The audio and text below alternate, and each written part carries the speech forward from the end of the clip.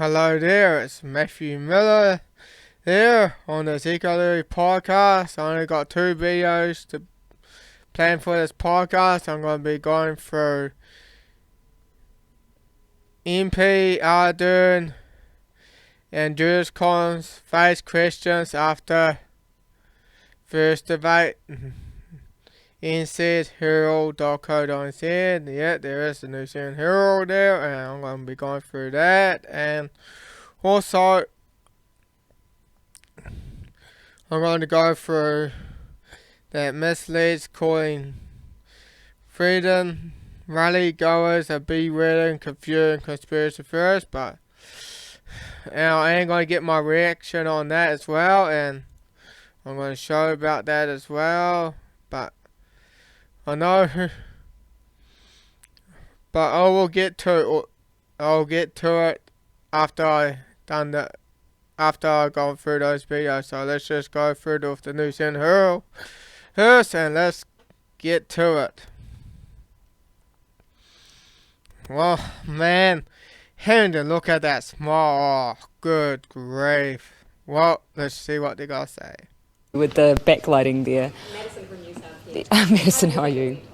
Look, I think the purpose of tonight was to give voters an insight into our plans.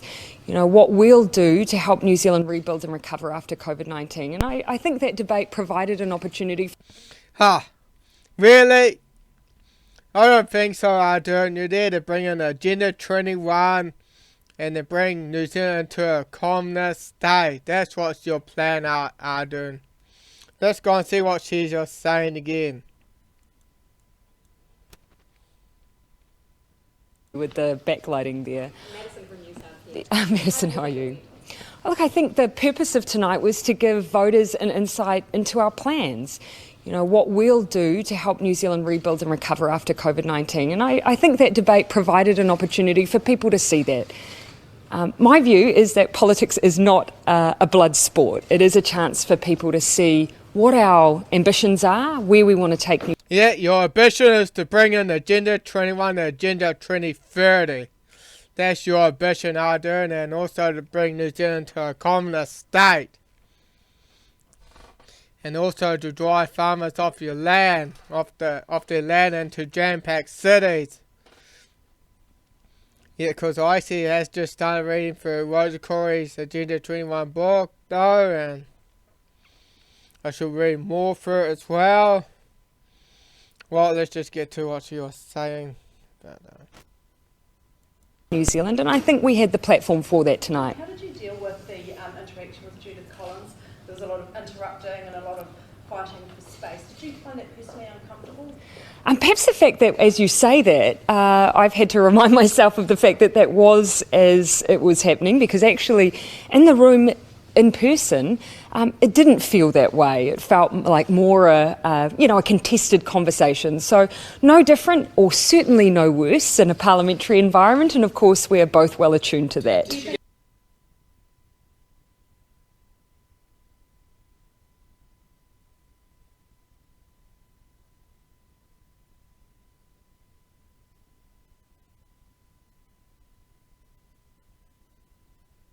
Do you think you both got your points across, though? Do you think you both had that opportunity?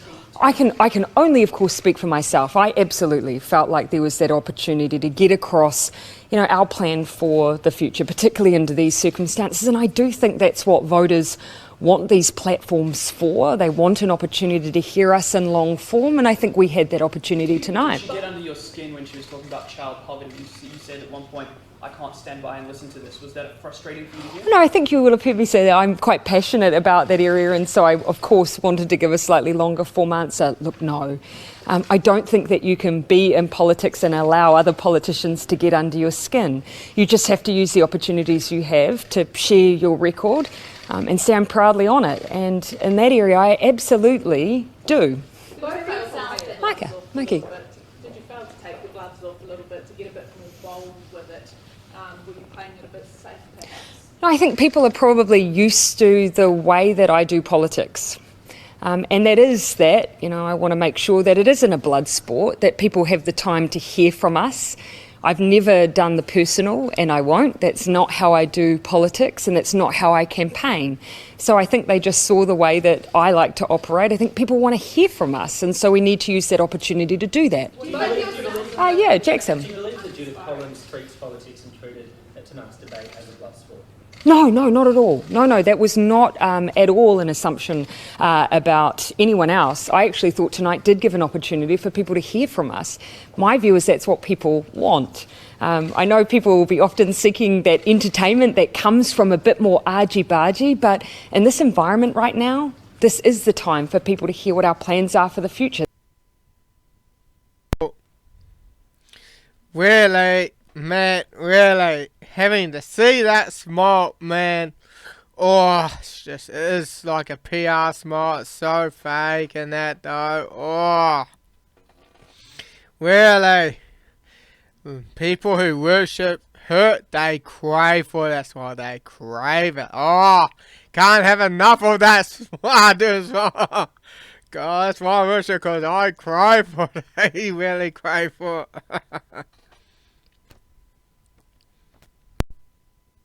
That's critical. Do you think there is enough of a differentiation between the plans that both of your parties are presenting and that they are being articulated in that way? And probably, what I would like the opportunity for, and I'm sure we'll have other opportunities to present that, are around some of those plans for instance, the way that we intend to pay down debt, our plans around... to pay down debt, you brought New Zealand. The economy's been going to shambles though, and the GDP had decreased by 12.2%, almost 1/8 of the economy gone.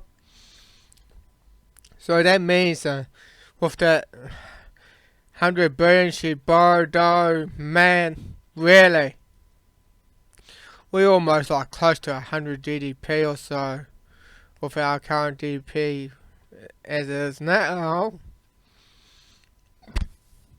Really, she probably has no plan of paying down the debt. Tax, because of course those are significant differences for us.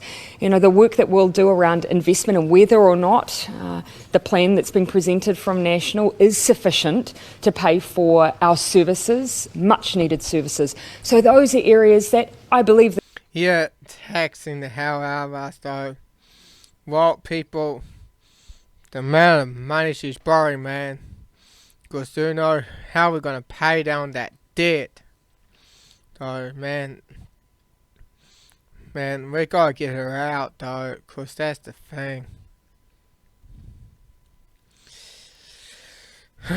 Because otherwise, our children or our grandchildren will be paying the price. The campaign will allow us time for, but there are major differences there. When you talk about that tax policy, though, are there significant differences and the debt trap and that sort of thing? But with welfare, absolutely. Well, you heard tonight clear differences on the environment, clear differences on the perspective on climate change, clear differences around... Yeah, the climate change, there we go again. Because do know it's not CO2. It's not you, it is the sun, Ardern. It is the sun. Because you did to bring out that climate rubbish. And the way we view poverty and inequality and the role of our welfare system in that. There absolutely are very clear differences, and we will have other opportunities. Yes, to keep us on that welfare system that you probably will never be able to earn a decent living though. Or something though. Because me, I actually am on the welfare and I ain't the one to get off though. When someone started showing me about beekeeping, I took the opportunity and I saved enough, managed to save more than enough to get the honey hobbyist extraction, and which you can actually do it you can harvest the honey by hand though, but you can actually get you need a large spoon and a spatula as well, because they will be the useful tools as well. So let's just continue on. opportunities to keep highlighting those. Failed on child poverty. That's Absolutely small not. again. And you will have heard me stand proudly, actually, on our record. And the Children's Commissioner, of course, would not have pointed to that foundation that we have laid being more significant than any You don't government even in the care last about 30 them, years unless we had started making progress on that huge issue. There was very little reference. Yeah. Judith Collins went out of her way to speak about optimism tonight. Is that perhaps a reflection of how difficult this year's been, and has that changed quite largely the debating and the campaigning landscape?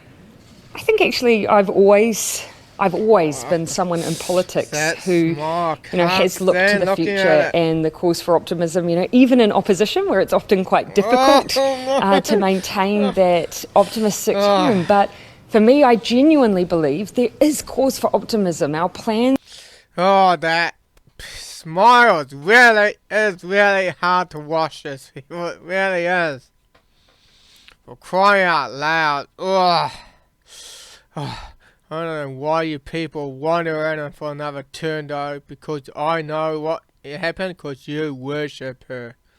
You crave for it. You really love it, but not for me, because I'm more a free-thinking person, and I do look on both sides, and oh boy.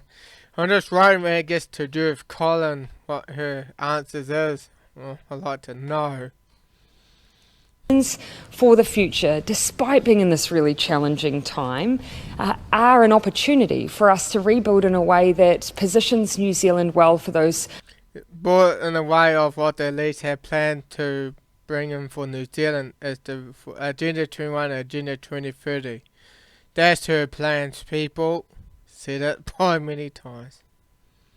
Well, I'm going to get the Rosa Corey book though and show it to you. And I'll keep watching it though.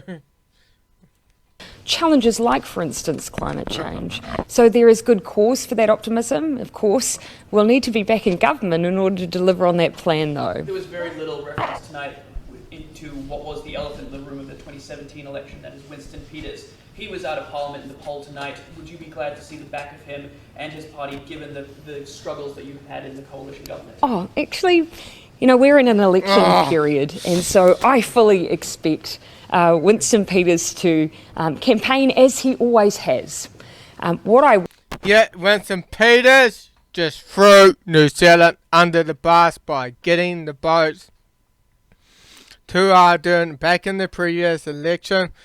I actually had voted for New Zealand first back in the last 2017 election, and oh boy, I was so devastated to see that though, giving the votes, including mine, to Ardern. Really. Because when I voted for Winston, so I expect that he would let National win, but no, you just give the votes to Labour. Won't do is reflect negatively on what we've achieved as a government, because actually I'm proud of that, and we did that with New Zealand First and we did that with the Greens. Yeah. When it comes to the next iteration of government, voters will decide that. Right, I'll take last one. Yeah, really. So the voters will decide. It's always been National or Labour for in the past 85 years. It's always been that way. Because the first elected Labour Party was back in 1935. I think it was Michael Savage or something. Yeah. Michael Joseph. Yeah.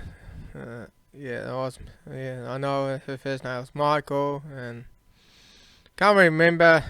I just might need to look it up again. Well, let's just continue.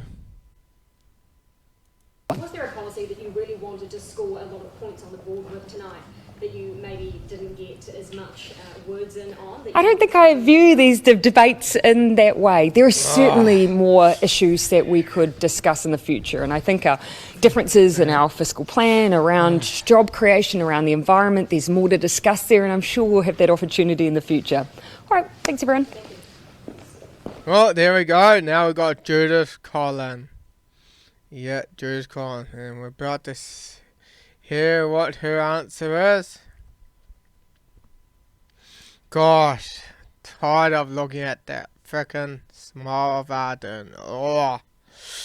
And people who worship her, probably including my mother, she craves for it. Including my mother and my friends and that's on Facebook and that though. They crave for her smile. They crave it. Well, let's just move on.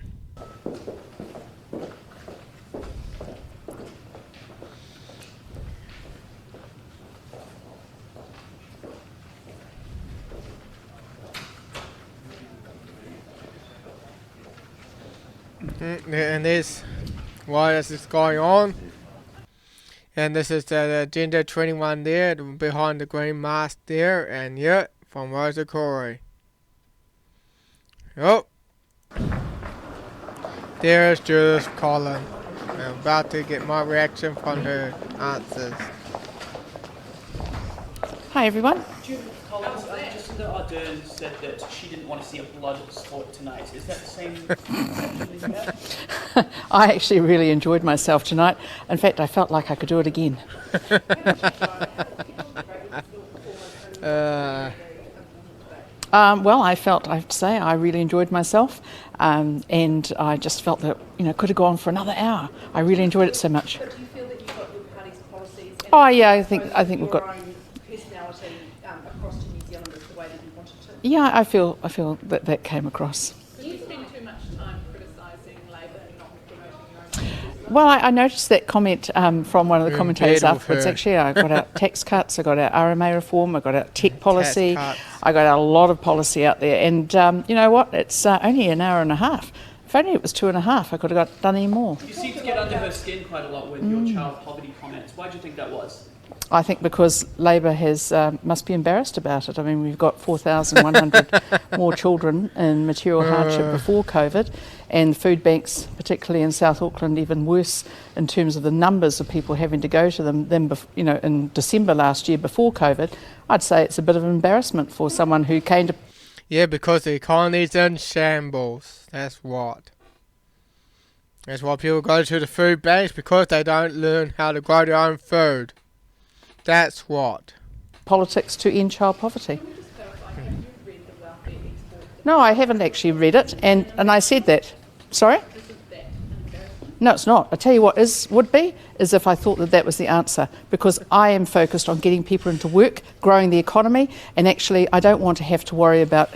Well, I don't think that's part of the case. People should learn how to grow your own food, people, and learn how to preserve them as well.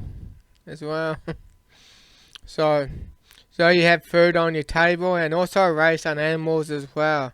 Because the goal for Agenda 21 is, you can find it over in Rosa Corey's book as well. And if you sort of believe in individual freedom, and you actually and the text says that, well, if you believe in individual, you'll be deemed selfish. But believing in individual freedom is not selfish. It's the opposite of that. Believing in individual freedom means people should be able to live their lives as they see fit, as long as they don't cause any harm towards another human being. And that's my philosophy, people. Let's just continue on. Saying to people it's okay having 300,000 people on welfare. My view is getting people into work is absolutely crucial. The Prime Minister says that she was disappointed that there wasn't more discussion. Yeah, well, if you want people off welfare, but they gotta have to have a job that's gonna secure the income, and with the cost of living in that though, it's actually gonna keep people on the dole in that though, and there's gotta be a way that we can sort of get people working, but still get people off the dole and still be able to have a good standard of living. And you gotta give people hope as well, and an opportunity, so they can soar through. Because If there's no hope and no opportunity, people are just going to remain on the welfare. Period. Discussion about fiscal and economic policy. Lucky escape for you? Not at all. And I'm always happy to talk about growing the economy. And I also No, think talk too, about fiscal oh, well, I think she might have wanted to have a bit more talk about Kiwi Build and under delivery. But you know what? I actually thought it was a great session. I really enjoyed John Campbell's chairing of it. And, I thought that's the first leaders' debate that I've had. I tell you what, if they get any better than that, it'd be fantastic. You talked a lot about the plan, but is that still credible given the problems that you've had with those numbers? Oh, well, of course it is credible. The fact is the Prime Minister's got no plan. She talked about plans and then didn't reveal one. So, yes, we do have a plan. And Well, we know what a plan is. Of course, to bring in Agenda 21 people, and I'm probably showing you that behind the green mask. You're in Agenda 21, you know what it's about, man. People, if you haven't got this book, you should go and get one now. It's about $30 there, and I might have to try to find a website that you can get one of that as well. So I will probably link it after I've done this video. numbers simply moved debt level from 35 to 36% of GDP in the year 2034, as opposed to the government's one, which is 48% debt. Though, about the second and third one in terms of the capital investment and the potential transport funding. No. In fact, we have confirmation that actually the media are wrong on that one, and I understand that the economists are putting out a statement tomorrow confirming that. Do you think you won tonight's debate? Yeah, I reckon. I certainly didn't feel like I was losing.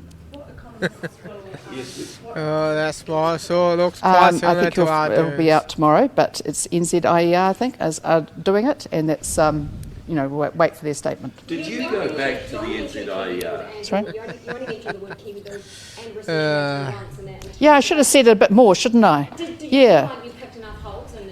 Yeah, I actually think that probably I've picked enough holes in Phil Twyford and Kiwi Build over the years so that people probably do realise what an utter failure that was. And if only we'd spent a bit more time in housing, I could have done that a bit more. But, as I said, I could have had another hour, been great. So you asked NZIER? I haven't personally...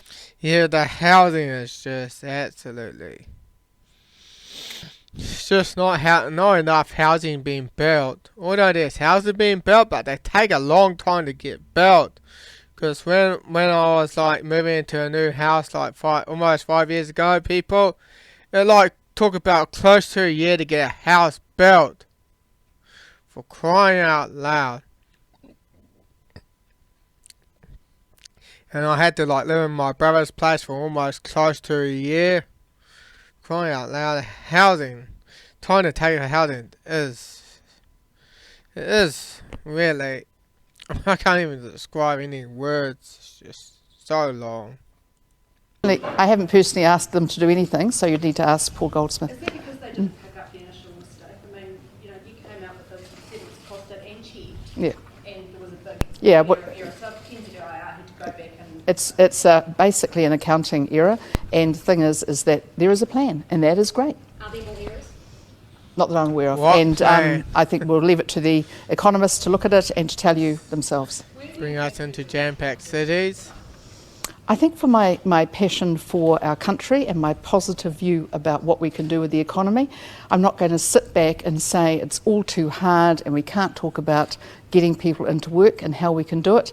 We've already been announcing plans to do that, and as you know, yesterday I announced our tech policy, a really high value area for us as a country, worth $8 billion in exports, and not even a dicky bird out of the Prime Minister on it. The fact is that I thought that having a positive plan for the future, and also understanding that we live in a tough world, and now's the time for us to really get focused. Living in a tough world? Well, she got that right.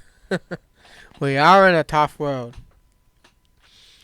But there was times even tougher even before today, so... And there's going to be tougher times ahead when the soil amendment comes and when food becomes harder to grow.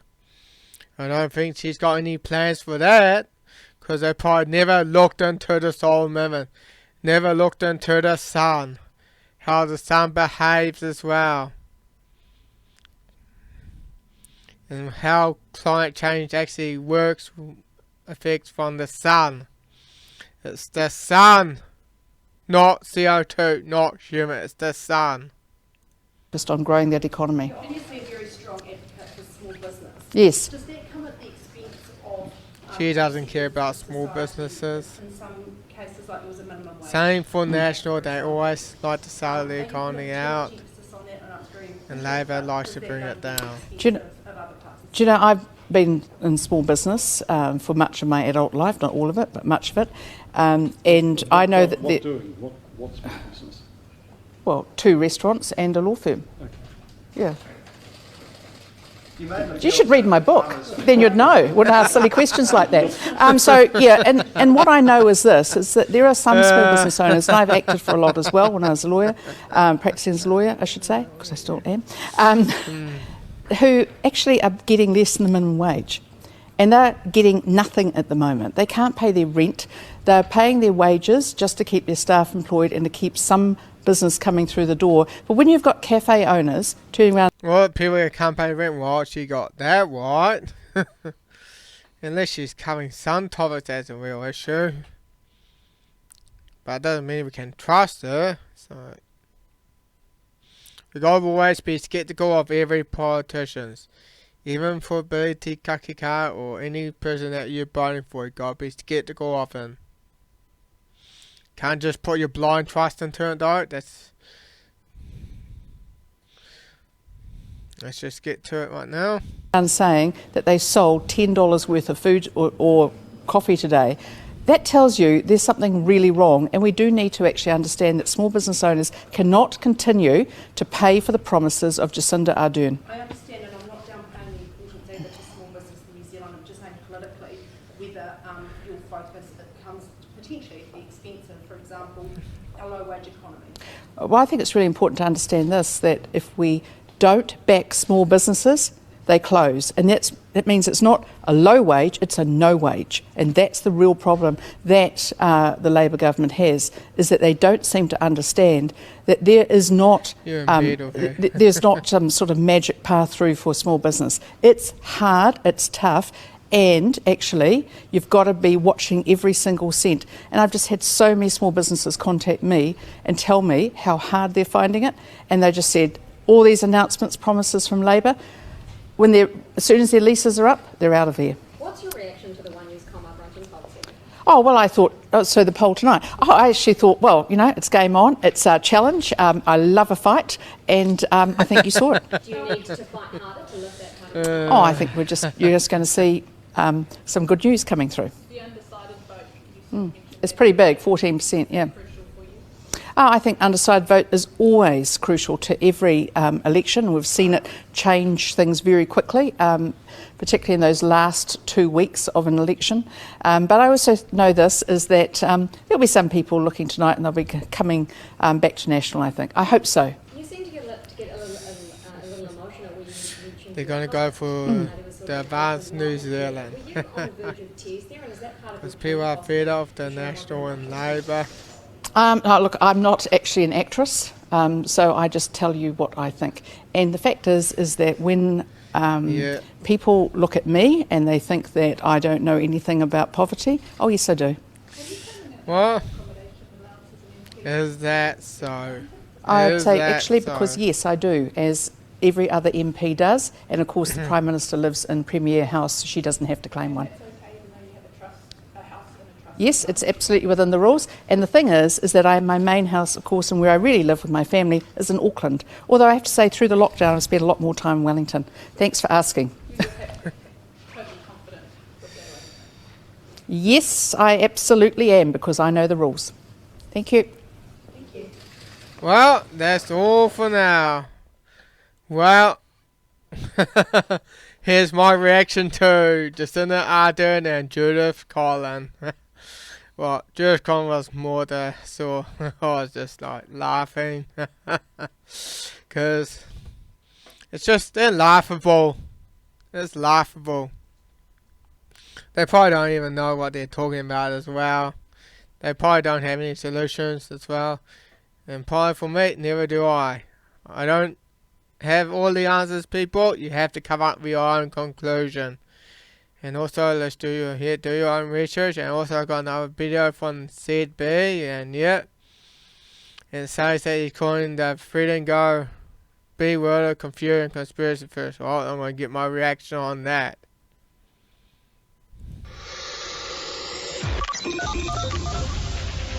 Fierce debate, fair opinion. It's Kerre McIvor Mornings on Kerre News Talk McIvor. ZB. It's 9:07. Welcome into the working week. Kerre McIvor with you through until midday. You are so very welcome to join me. 0800 80 10 80 is the number to call. You can text me 9292 ZBZB. And if you want to drop me a line, you can do that too. Kerre at newstalkzb.co.nz. Now, to matters pertaining over the weekend. The police say they're caught between a rock and a hard place when it comes to dealing with lawbreakers who are gathering together to protest, well, in the case of the protest. They call them lawbreakers. Say that, they're just there to protest against lockdowns. We just got to call them lawbreakers because they know what's going on. Calling lawbreakers just means he's pretty much gaslighting those protesters, so you're just gaslighting people. Protesters in Aotea Square on Saturday, they were protesting just about everything. About everything? Really? Give me a break.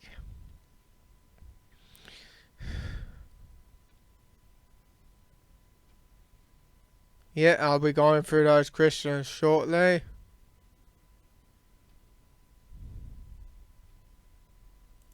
Lesser spotted tit, the prison conditions, gay rights, just you name it, they were out there protesting.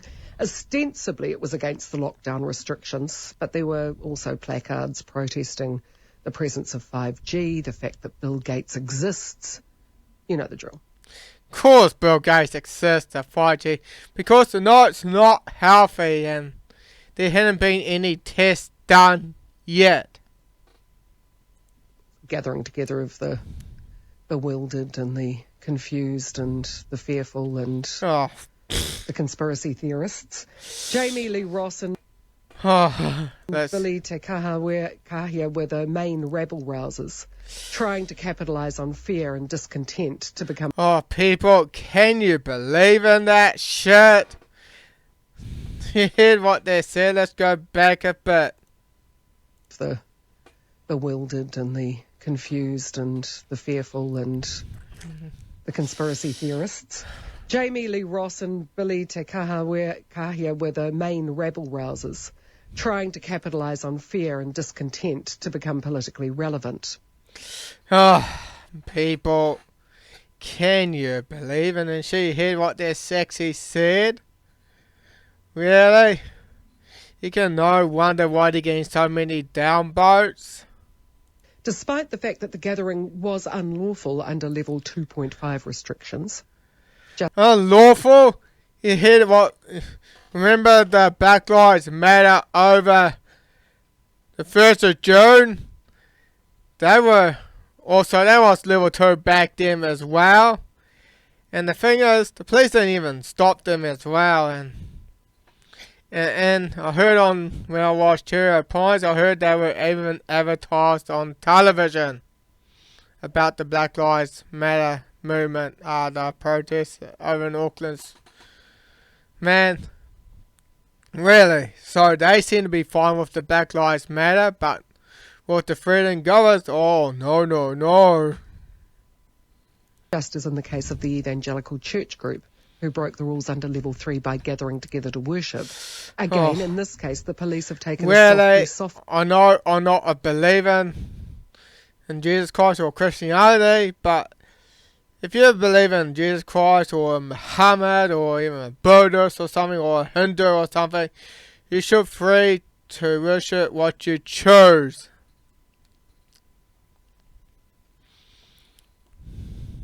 ...approach to dealing with the lawbreakers. And Police Association President Chris Cahill explained why that is to Mike Hosking on the Mike Hosking Breakfast this morning. Yeah, it's a very confusing situation, and it's a difficult one. I mean, at one level you say go and lock them up, but what's it look like when you've got police locking up hundreds of people? And then where do you stop? Do you stop at those protesters? Do you go to the church groups? It's very difficult. This was always only going to work if the majority of New Zealanders obeyed the law. I was talking to my Australian colleagues in Melbourne last night, and they've got real concerns about the damage to the police reputation. I mean, they arrested 74 protesters on the weekend, dished out $280,000 worth of fines. Yeah, they added it again. Yeah. Over you see what's happening in Victoria and Melbourne, though. You know, I actually heard that even police are saying go raiding in the market area as well. With people selling some food there as well at the market area, because they know this lockdown is a bunch of BS. That's what it is, a bunch of BS. Doesn't even work. It never seemed to work. Even the World Health Organization had just said it doesn't even work. So let's just continue on. But these protesters are coming up to them asking to be arrested. They're refusing to give their names on purpose. So in some ways you just play. Well, if you're going to end up with it, it's going to actually cause Ardern to lose both if they arrest the protesters.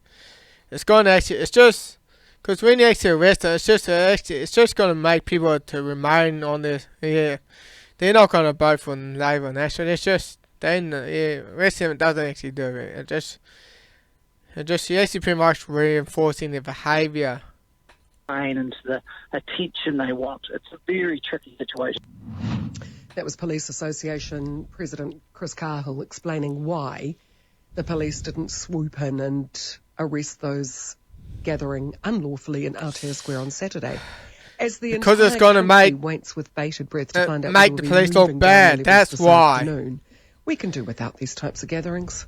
Oh. And yet you have a right to peacefully assemble. You have a right to peacefully assemble and to speak your mind. That's what. And we're also in Auckland, and yes, there were nobody arrested, and the police did a great job making sure things are in order, and they respected our freedom of speech, right to peacefully assemble. Okay, and they say, well, why didn't the police do that? Why they didn't do that? Oh, I'm glad because we're also in Auckland, they really did a good job making sure things are in an order and make sure everything's ordered and everyone's safe and that as well, and make sure the protest is peaceful. And yes, we'd like the protest to remain peaceful. Well, let's just continue on. Police really are damned if they do and damned if they don't. They do need to have the public on side. And as Chris Cahill says, arresting people just makes them martyrs to their misguided cause. Yeah, exactly. It just makes them martyrs. That's what I mean. You can just imagine how delighted Jamie Lee Ross, Billy T.K. would have been if they'd been carted off to the police cells. It would have got them all the column inches in the world that they are not going to be able to command through the validity of their political policies, through any kind of innovative, fresh look at the way things can be done in New Zealand. They're not going to get any sort of attention for that, whatever their party's called. So the only way they're going to get attention is by breaking the law. Oh. And if they were breaking the law, really, that's what you're going to call it, just because we're not obeying that COVID restriction stuff. Really call them lawbreakers. Well, we're not there to break laws, we're there to get our voices out. That's the thing. We're there to get our voices out. And we want to show the world why we are doing this. Why. And well, what Kerre is saying to us, say that and try to gaslight those people, freedom goers. Like saying, beware, confused, conspiracy theorists. Well, Kerre, you can just shove it. Were arrested, that would just be the cherry and the icing on the cake. So I understand where Chris Cahill is coming from. I don't believe it's the police we should be pointing the finger at. It's those people who willfully disobey the rules in flagrant disregard for fellow New Zealanders who are abiding by the rules, even if they think they're over the top. And in an attempt... Oh, really? Well, if the police goes over the top, man, it's just going to make them look bad. That's the thing, and we want to be respectful to the policemen, though. We really want to be respectful because we want to be sure they do want to keep us safe as well. That's their job. Because the police, it's a service. It's a service. Because service means doing things for people. Means if you're doing things for people, it's a service. And because service is to serve. Because that's what the police there is, to protect and serve the rights of the people. That's what they're there for. And they will actually go and arrest those and put those in prison, those who do violate people's rights. That's how it should be. To get out of lockdown sooner. We should not be blaming the police for this shambles. Blame desperate wannabes like Jamie Lee Ross, who seems incapable of finding a real job. News Talk ZB 0800 80 10 80 is the number to call. It's 12. Oh, that's like that layer saying, well, can you just shove it? Really? Well, I'm also going to give my downvote to her that one as well. Yeah. Well, people, I hope you really enjoyed this podcast and me getting a reaction on the MP Ardern and Collins face questions after the first debate, New Zealand NZ Herald, and also the NCB Kerre, McIvor, Misleads, calling freedom, Riley Goers, Bewildered, Conspiracy Theorists. Well, let's go to, and this one's from Kerre, and this is how this information agent Kerre McIvor of News Talk TV started a show on the 14th of September 2020, and the clip was accessible through New Zealand Talk on Demand, and the COVID-2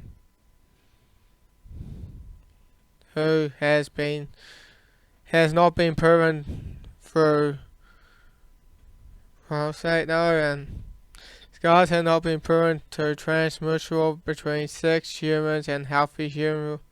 There is no scientific proof of sheltering healthy human beings in place. There is no scientific proof of social distancing. There is scientific proof to show that wearing masks is unhealthy, reduce oxygen. Yes. Showed it on my previous podcast. You can go through it and look out for yourself, and they even got a website for that. There is scientific proof that show that wearing masks does not prevent airborne disease, because do know the virus is very tiny. And let's go through the questions. For those crying for the country to be shut down, please answer the following questions. How many children should starve in order to make you feel safe? And here, good question. How many children should starve in order to make you safe? Yeah, that's just really. And how many families must go bankrupt in order to for you to feel safe? Yeah, it's just.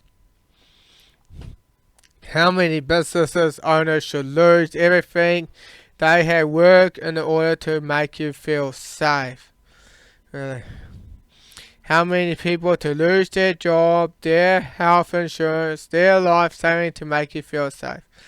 And yes, and people, this people shouldn't have to sacrifice their children. They don't they shouldn't have to sacrifice their families and friends just in order to make themselves feel safe.